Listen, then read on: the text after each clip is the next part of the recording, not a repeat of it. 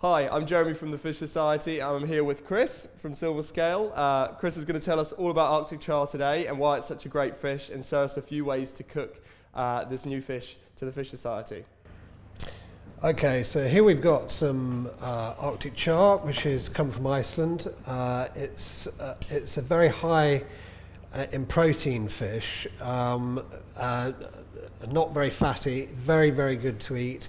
Probably, we think, the best eating freshwater fish. It's very firm. It's reared in unbelievable conditions with lava filtered water, so the water remains absolutely translucently clear. And if you have clean water, you get a very clean meat. So that's lava from the volcano? Yeah, so Iceland is made up of lava bedrock in the main, and it's a porous rock. So water just filters through it, and it just filters the water. So when you're boring the water up out of the aquifers, it's already been filtered, and it's just comes out translucently clear. So in Iceland, they use a technique which is a flow-through system, so there's an abundance of fresh water coming into the tanks the whole time. So you don't get stale water, you don't get muddy water.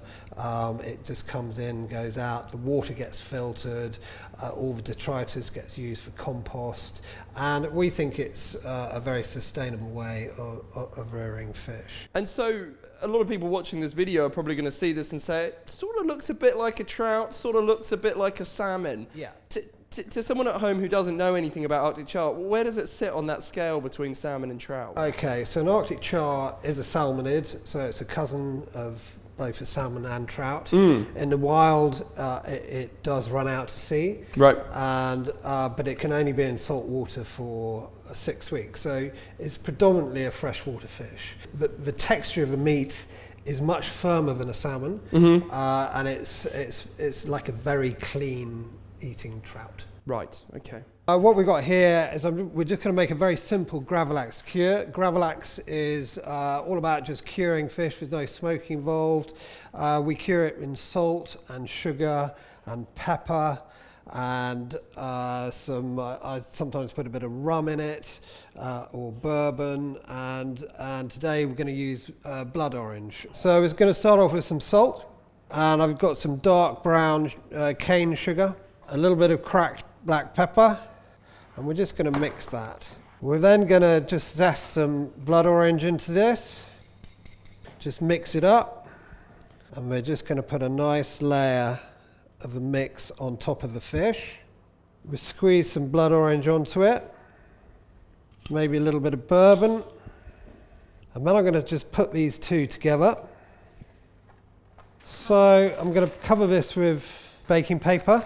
And then what it needs is a weight. So the weight compresses it, allows the sugar and salt to cure the flesh. You can cure it really for overnight or 2 days. And so this is what it looks like. This has been marinating for nearly 24 hours. You can see the dark sugar has really darkened the meat. It's got a really nice liquor. And what we're going to do is we're just going to take the skin off. It's very easy with a sharp knife to go straight through the skin, so it's easier just to give it a nick and skin the fish like that. So that is your cured Arctic Char. That's how close you can get it just by doing it by hand.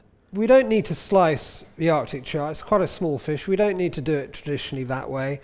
So we're just going to cross cut it. So it's like a sushi cut.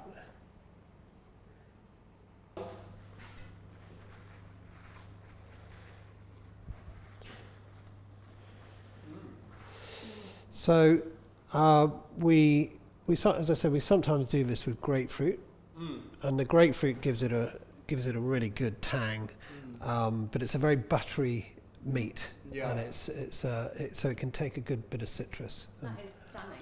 That is so nice. We can really taste the blood orange